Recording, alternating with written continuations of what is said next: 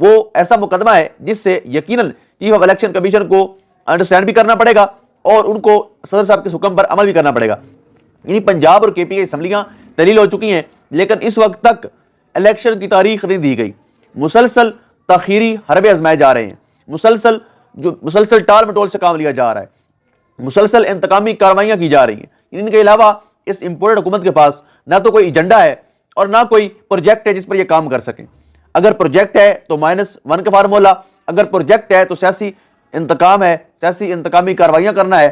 بس ان امپورٹڈ حکومت کے پاس اس کے علاوہ فی الوقت کوئی ایجنڈا نہیں ہے. پاکستان تحریک انصاف کے عام رہنما عامر ڈوگر صاحب جو کل کاغذات جمع کروانے گئے, وہاں پر ایک لڑائی ہوئی اور ان کو اریسٹ کر لیا گیا. یعنی یہ حکومت فسطائیت میں اپنی انا کو اور اپنے مصنوعی حکومت, یعنی ایسی حکومت جو بیساکھیوں پہ کھڑی ہے, ایک ایسی حکومت جو کیلے کے چھلکوں پر کھڑی ہوئی ہے, یعنی اگر 2 ووٹ نکل جائیں